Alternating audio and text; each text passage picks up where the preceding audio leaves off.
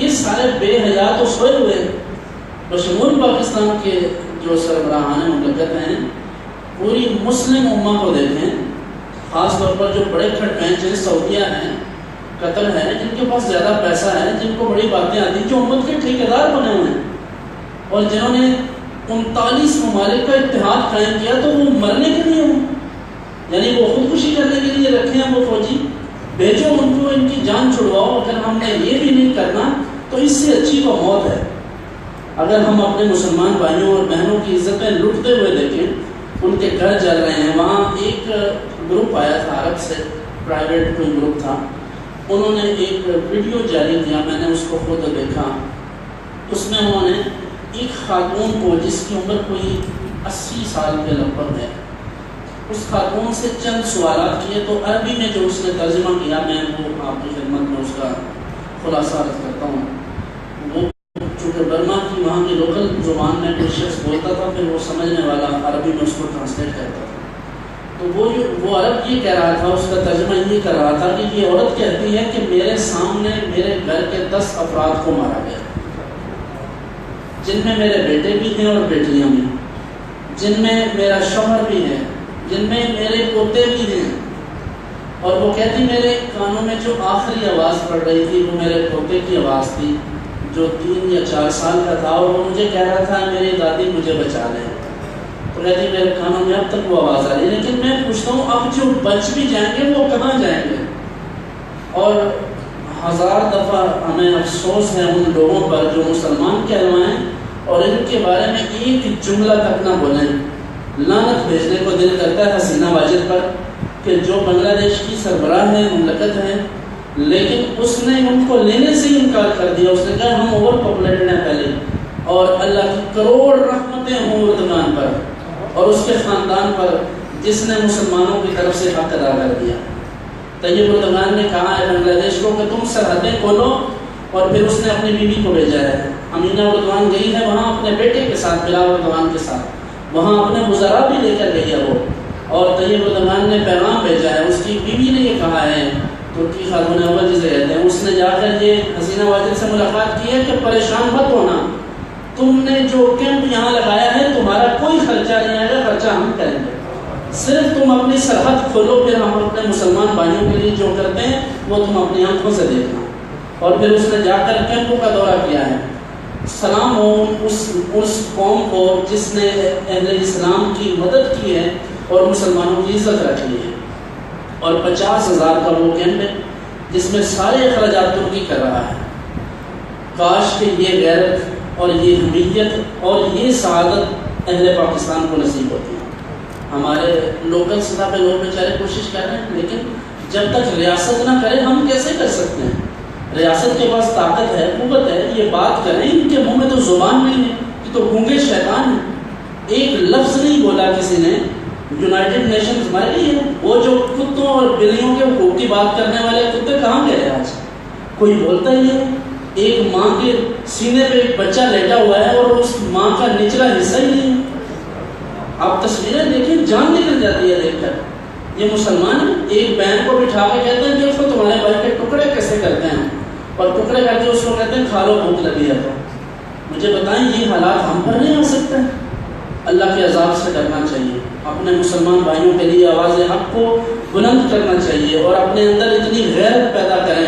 کل کو کوئی ووٹ لینے آئے، کوئی M P M L A, تو اس سے ایک سوال ضرور کریں کہ بھائی جب یہ برما کا ایشو چل رہا تھا تو اپنا کوئی کلپ بھی سنا دو جو آپ نے برما کے مسلمانوں کی حمایت میں بولا ہو.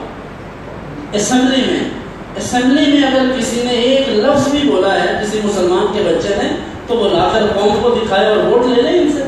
اور اگر ہمارے مال و جان کا سودا کرنا ہے، یہی بے عزتی اور یہی تباہی ہونی ہے، تو پھر ووٹ سے بہتر ایسے ہی صحیح ہے. پھر ہم ایسے ہی زندگی گزار لیں گے. پہلے بھی گلیاں نالیاں تو آپ دیکھنے جا کر جو دیہاتوں میں حالات ہیں، کوئی چیز تو ہمیں پہلے نہیں ملی. اب ایک جان اور ایمان تھا وہ بھی ہاتھ سے گیا، تو دنیا میں لینے کیا ہے؟ اگر ہم اپنے مسلمان بھائیوں کے لیے 2 لفظ بھی نہیں بول سکتے تو ایسی زندگی سے موت اچھی ہے. اے طائر لاہوتی، اس رزق سے موت اچھی جس رزق سے آتی ہو پرواز میں کوتاہی.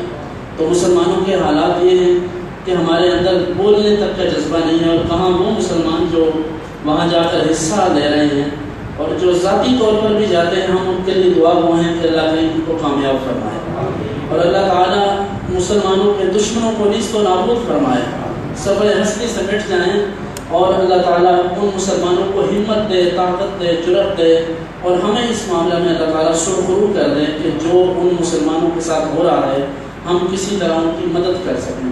نبی کریم صلی اللہ علیہ وآلہ وسلم نے تو ارشاد فرمایا کہ مسلمان ایک جسم کی مانند ہیں، جسم میں تکلیف ہوتی ہے کسی بھی حصے میں تو سارے جسم کو ہی ہوتی ہے، بندہ بے چین ہو جاتا ہے، پاؤں میں کانٹا بھی چبھ جائے تو بندہ بے چین ہو جاتا ہے، اور اگر سر پہ کوئی چوٹ لگے تو پھر بھی بے چین، بخار ہو جائے، دل میں درد ہو، کوئی تکلیف ہو جسم کے کسی حصے میں، تو یہی حالات مسلم امہ کے ہیں کہ فلسطین میں کچھ ہوتا ہے تو ہمارا دل دھڑکتا ہے، ہمیں تکلیف ہوتی ہے، حلب میں جو کچھ ہوا ہم اس پر بھی افسوس کرتے ہیں، اب برما میں ہو رہا ہے تو ہمیں وہ بھی افسوس ہے، لیکن وہ جو بے حیا اور بے غیرت اور بے شرم وہاں ایوانوں میں بیٹھے ہیں، میں ان سے پوچھتا ہوں اگر تمہاری ماں بہن کے ساتھ وہ ہو جو وہاں کی عورتوں کے ساتھ ہو رہا ہے تو پھر بتاؤ کیا کیفیت ہوگی۔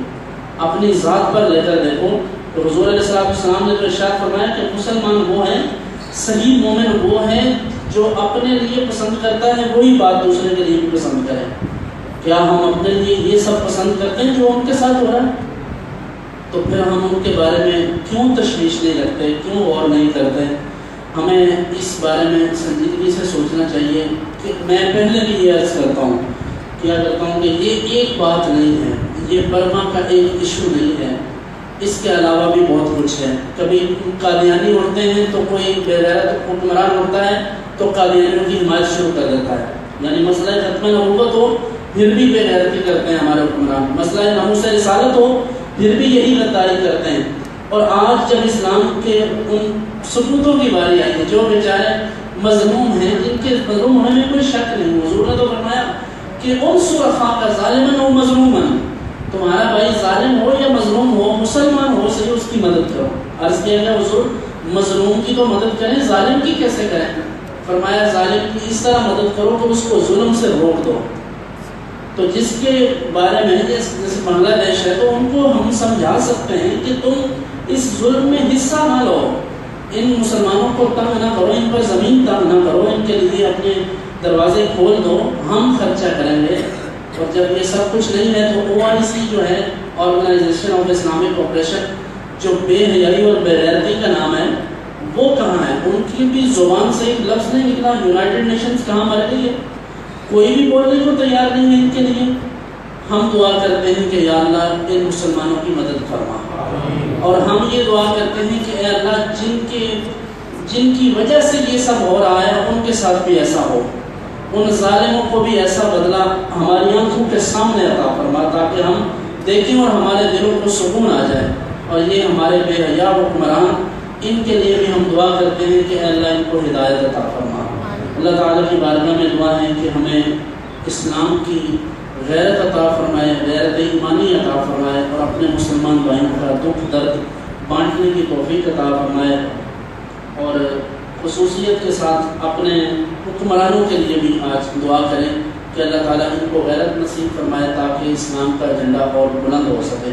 آخر میں ہمارے حاجی محمد علی صاحب کے صاحبزادے کا انتقال ہوا، چونکہ ان کے لیے سورہ فاتحہ شریف اور 3 دفعہ سورہ اخلاص پڑھ کر ہم سب اجتماعی طور پر دعا کرتے ہیں۔ بسم اللہ۔